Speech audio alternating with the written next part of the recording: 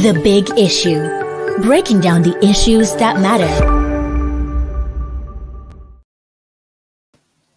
Good evening, viewers. Welcome to today's edition of The Big Issue. And of course, the big issue today is about the fate of 50 remaining hostages in the hands of terrorists who attacked the Abuja-Kaduna Train service on March 28, 2022. Some of them have been released, but there are 50 people still in their hands. And of course, I'm not alone in the studio. I have a relative or a brother of one of the kidnapped passengers here with me, Mr. Hassan Hennessy Mohammed. Welcome, Mr. Mohammed. Welcome to Good evening, thank you. The Big Issue. And of course, we've been joined live by Malam Tukur Mamu. Malam Tukur Mamu is the publisher of Desert Era newspaper and the lead negotiator with the terrorists holding these people. Malam Mamu, good evening, sir. Thank you for joining us, sir. It's a pleasure and it's an honor, sir. All right, Malam Mamu, I will start with you because the crust of today's big issue is the lead story on our publication this morning. I don't know if you have seen a copy of Leadership newspaper today, which says after 85 days of the Abuja-Kaduna Train attack, 50. Good day, viewers. Thank you so much, sir. 50 remaining hostages threatened by snakes, scorpion, and 9 feared dead already. Yes. So I want you to bring us up to speed, sir, as to the status or the state of the 50 remaining hostages in the hands of the terrorists. All right, Malam Mamu's connection is not that good, but then let me come back to the studio and talk to Mr. Hassan Hennessy Mohammed, who is a brother of one of the abducted passengers on that Abuja train service on March 28, 2022, to actually get some perspective. Mr. Hassan, let me ask you, since March 28, 85 days now, what have you been doing? Your brother, younger brother, is in the hands of this abductor. So what have you been doing? We, as a family, as a brother to one of the victims, all we do daily is pray. First of all, we pray. We pray for his safe return. And it has not been easy on us because we had to console his wife, console his mother, console his father, to come to terms with the reality. Can they really come to terms with the reality? But just to, you stay strong for them. We're just trying to stay strong for the whole family. And the recent activity, the recent release of those 11 other people that were released, yes, sir, gave us this kind of hope that our own will soon come. So since the 11 people were released, there's a new kind of hope around us. There's a new kind of feeling that very soon our own will come home. All right. So what has been your interaction with government so far? What are they telling you? I know government is telling you something. Keep calm. We are on top of the situation. So are they been talking to you as to what they are doing to get these people back to their families? Yes. First of all, let me use this medium to commend and thank government so far. The federal government. The federal government. Okay. For so far what they have done. I want to thank the Office of the Chief of Defense Staff and every other security outfit involved in the negotiation. And I want to thank Mr. Mamu. Yes, Mr. Tukur Mamu. Mr. Tukur Mamu. The lead negotiator. I would like to thank him so far for his efforts. And we know that government, and with his help, will get the other ones out of captivity. That's a good one there. Let me see if you still have Malam Tukur Mamu joining us because his connection. Okay, Malam Tukur Mamu, publisher, Desert Era, and lead negotiator with the abductors of the Abuja-Kaduna Train passengers, now join us live from Kaduna. Good evening, sir. And like I said, it's an honor and pleasure for you to join us. So, sir, I need you to bring us up to speed as to the status or state of health of these 50 remaining hostages who were train passengers and kidnapped on May 29. Okay, good evening, viewers. I think, as I used to say, this is not an issue that will be that will be treated with the kind of uh, laxity that I have been seeing over the last few months. We are in a crisis situation, and it calls for all stakeholders, to put hands together to see how we can bring this thing to an end. No amount of sacrifice in this kind of situation is too much, especially in a situation whereby you need to preserve, and secure life of very innocent Nigerians that have been going about doing their legitimate businesses, and as a result of that, that this thing happens. The situation is really very bad. The situation, it calls for an emergency, and you know. We are not saying this in order to panic relatives or to overblown the issue. No, I'm in a position of authority to say exactly what's happening. And the reason why we're emphasizing on this area of communication, first is for the government to understand the seriousness of this issue, and for them to treat it with utmost dispatch. And then also for the affected persons or their relatives, to sustain the pressure, so that action will be taken as soon as possible. You know that even in normal circumstance, it is not easy for one to survive in an environment like this. Talk less of a situation whereby virtually the snakes are everywhere. Uh, we have it on good authority. Are very much aware, because I think they have interviewed even the 11 persons that we succeeded in rescuing. They have how the condition is. So we are in a situation whereby if government did not take urgent action, anything can happen. And the responsibility squarely lies on the government to do the needful. Even though, as I keep on emphasizing, that in situations like this, whereby we are at the receiving end, the government is at the receiving end at the moment.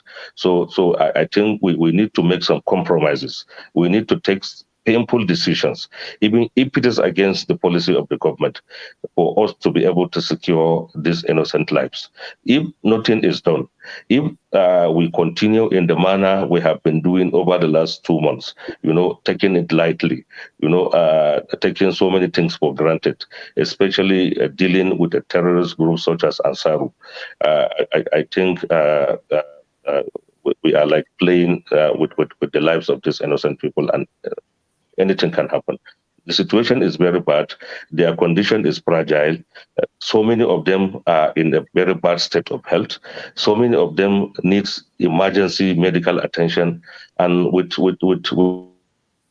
threat of snakes every day, you can imagine uh, anything will happen at any time.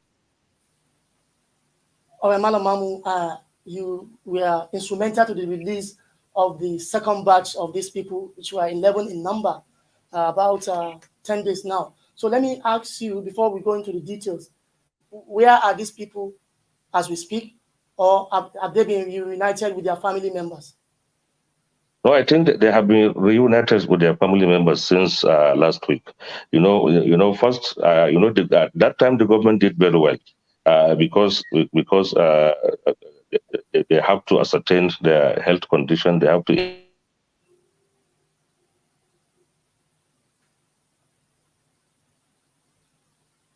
Hello, Malam Mamu.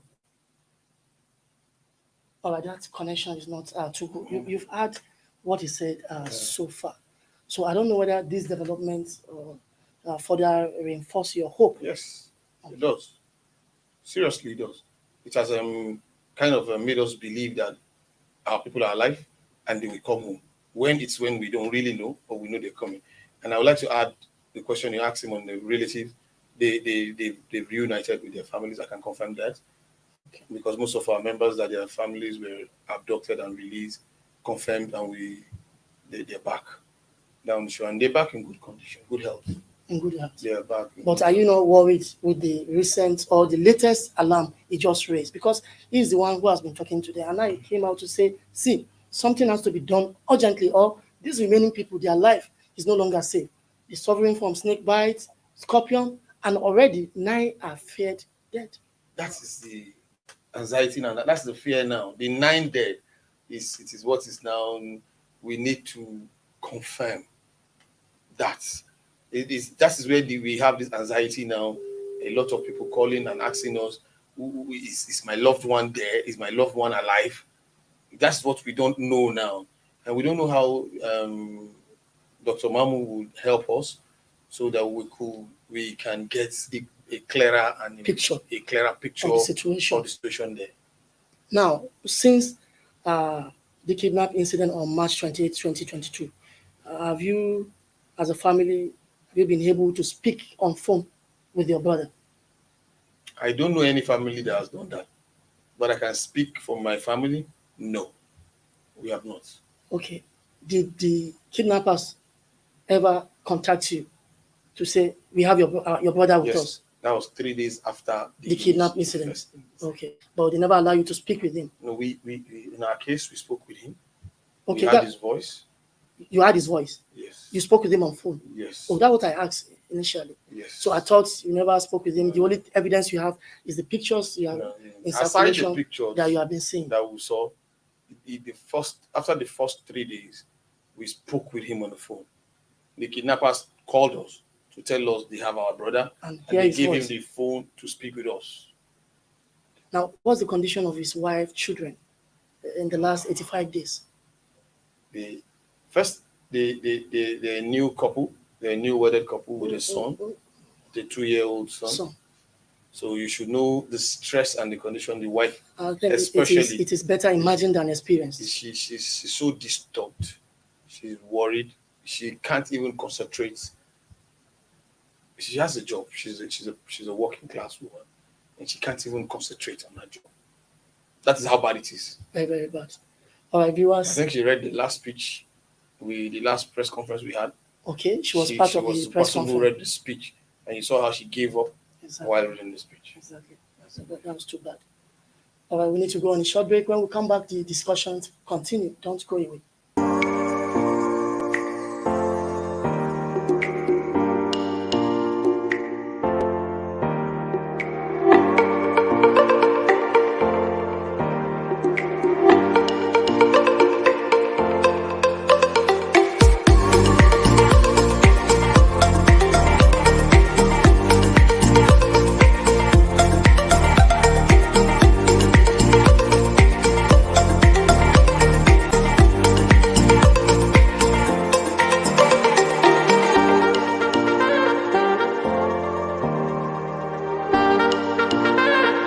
For sponsorship and advert placements, please contact 080-3688-6158. Last Word Leadership Podcast Studio. You have the last word.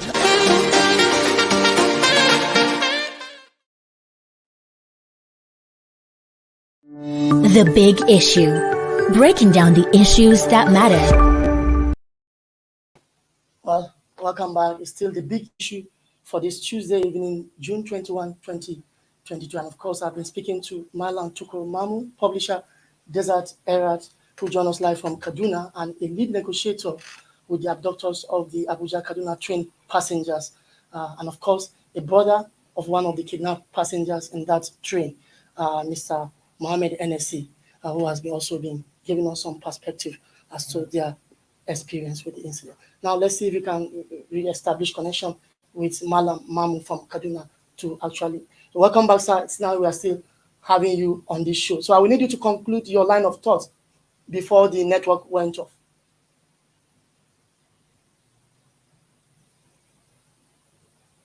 Well, I don't think that connection is still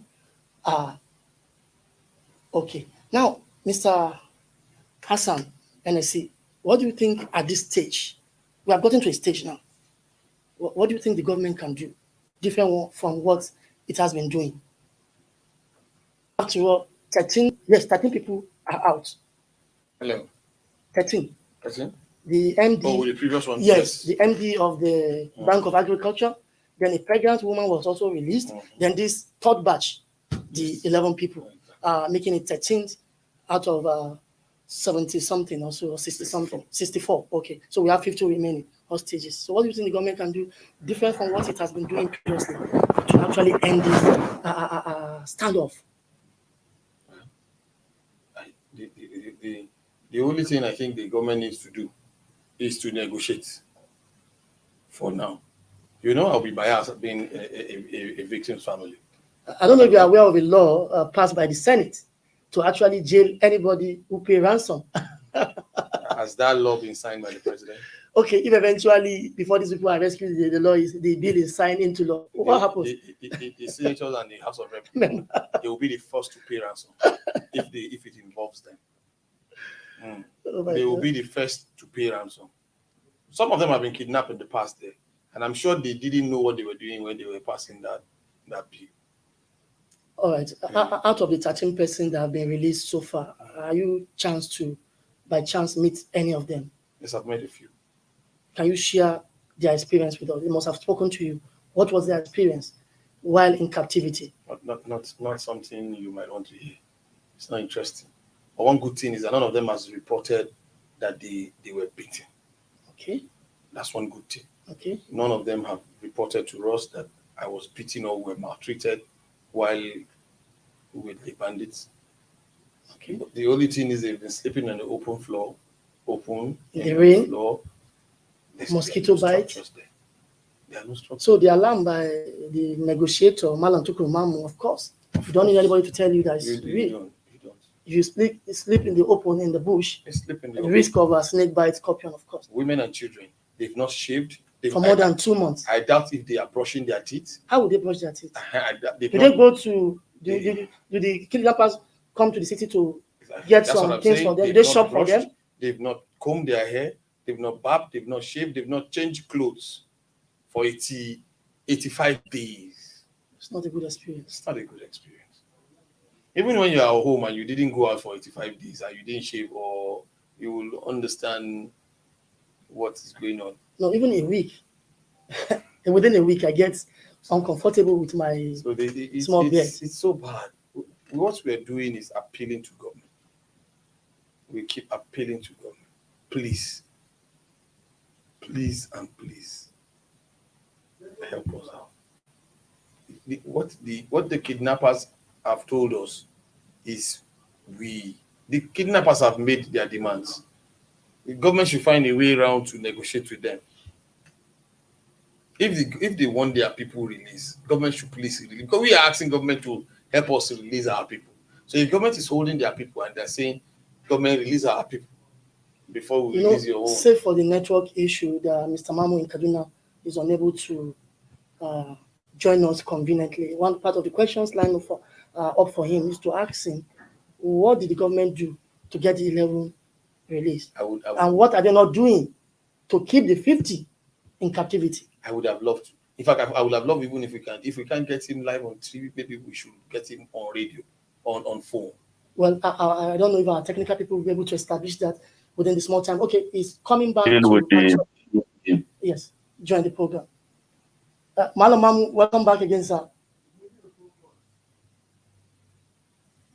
So let's see if within the few minutes we have to round up, if we'll be able to establish this connection, or maybe we schedule him to reappear again while you also actually be a party, or you watch. I would love to. In fact, I would love to hear him speak. And you see, this 9 fear dead is another problem. It's another problem. So who are these people? Who are the 9 dead? Have they been buried? I don't know. By the terrorists? Too bad. Right now, the anxiety is more. I don't know what to. No, I understand. And is the only person who is talking to them who can actually give us perspective as to what is happening insight into what is in captivity and the thinking of these Ansaru terrorist people. And I learned from our technical people that his network is not too good, and that's why it's finding it difficult to actually join us. All right, let's go on a break, the final break, and when we come back, we'll end this discussion. Don't go away.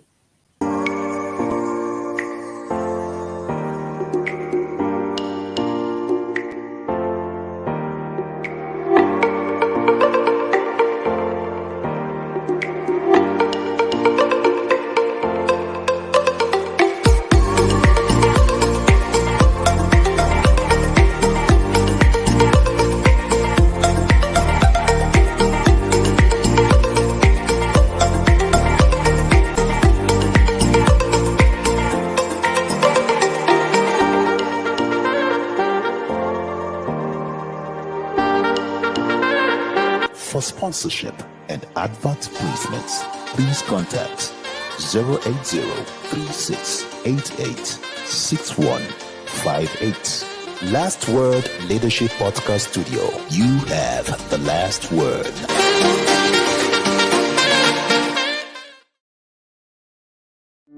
The Big Issue. Breaking down the issues that matter. Welcome back. It's still the big issue for Tuesday evening, June 21, 2022. I've been speaking with Marlon Tukumamu, publisher, Desert Ever newspaper in Kaduna, and Mr. Hassan Hennessy Mohammed, a brother to one of the kidnapped passengers of the Abuja-Kaduna Train service here in the studio. Now, I learned we are unable to re-establish connection with Marlon Tukumamu, who has been speaking with us from Kaduna, northwest Nigeria, because of a network issue. So we have to reschedule him to appear on this program, and I know you will also be available I will. on the program. Many thanks to viewers who have been with us from the hours of 5 to this moment. This is the size of the program we have for you today. Make the result tomorrow for the midweek edition, where George Agba will be holding forth. My name remains Body Gadibo. Bye for now. Thank you for watching. For sponsorship and advert placements, please contact 080-3688-6158. Last Word Leadership Podcast Studio. You have the last word.